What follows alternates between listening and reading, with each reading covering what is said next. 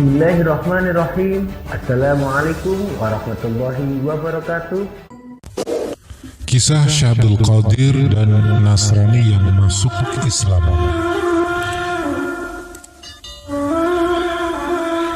Abul Hasan Ibnu Al-Qantatah Al-Baghdadi pernah bercerita dalam kitab Al-Hujain Ad-Dani fi Manaqib Ar-Rabbani di hari wafatnya Syekh Abdul Qadir Al-Jilani.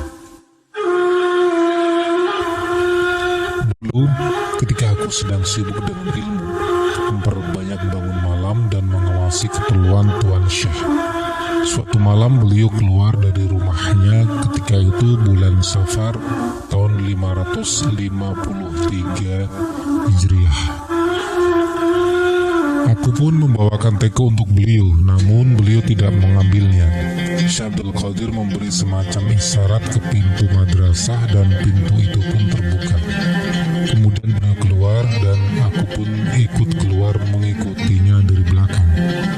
Aku pun berkata dalam hati, sesungguhnya ia tidak menyadariku mengikutinya.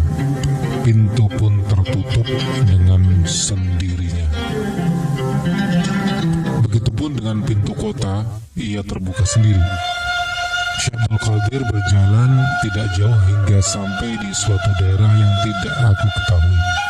Kemudian Syekh memasuki Ribatat, suatu tempat pengajaran yang digunakan para sufi untuk mendalami ilmu. Ternyata di dalamnya terdapat 6 orang yang sedang duduk. Tatkala melihat Syekh, mereka pun berdiri takdim dan berebut untuk bersalaman dengan beliau. Aku berlindung di balik pintu. Tiba-tiba terdengar suara rintihan, dan masuklah seseorang ke arah terdengarnya suara rintihan tadi. Kemudian keluar lagi dengan membawa seseorang dari tempat tadi. Ketika itu juga datang seorang laki-laki tidak memakai tutup kepala dan kumisnya panjang. Ia langsung duduk di hadapan Syekh, kemudian mengucapkan 2 kalimat syahadat.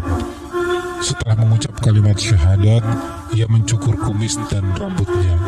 Kemudian Tuan Syekh memakaikannya tutup kepala dan memberinya nama Muhammad. Syekh kemudian berkata pada 6 orang di tempat itu, aku telah memerintahkannya untuk menjadi badal, yaitu wali pengganti dari mayat yang meninggal barusan.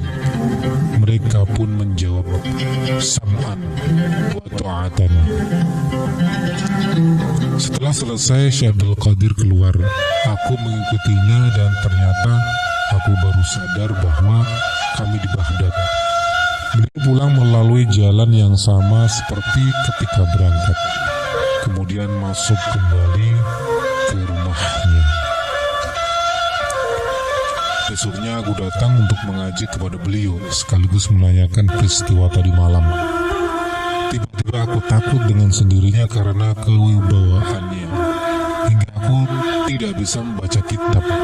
Beliau berkata, wahai anakku, bacalah dan tidak apa-apa. Aku mengatakan dan bersumpah agar kiranya beliau berkenan untuk menjelaskan kejadian tadi malam. Akhirnya mau menjelaskannya. Tempat yang aku kunjungi semalam adalah Nahawan, dan 6 orang itu adalah Wali Abdal dan An-Nujaba. Adapun orang yang merintis semalam adalah orang ketujuh di antara mereka. Tatkala ajal menghampirinya, aku pun turut hadir.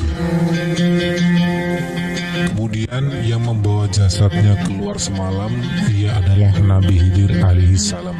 Dan yang mengucapkan syahadat adalah seorang Nasrani dari Konstantinopel yang aku suruh untuk menjadi pengganti orang yang meninggal tadi. Abul Hasan kemudian berkata, Tuan Syekh menyuruhku berjanji untuk tidak menceritakan perihal ini pada siapapun selama beliau masih hidup. Tak dapat disangka seorang Nasrani yang masuk Islam bisa langsung menjadi wali. Sementara kita merasakan nikmat ibadah pun prosesnya lama dan sulit.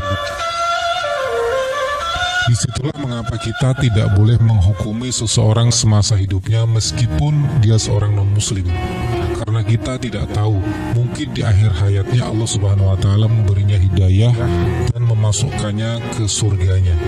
Bahkan bisa jadi menjadi walinya, melebihi kita yang masih menjadi manusia yang banyak dosa. Siapa tahu. Semoga bermanfaat. Wallahu a'lam bishawab.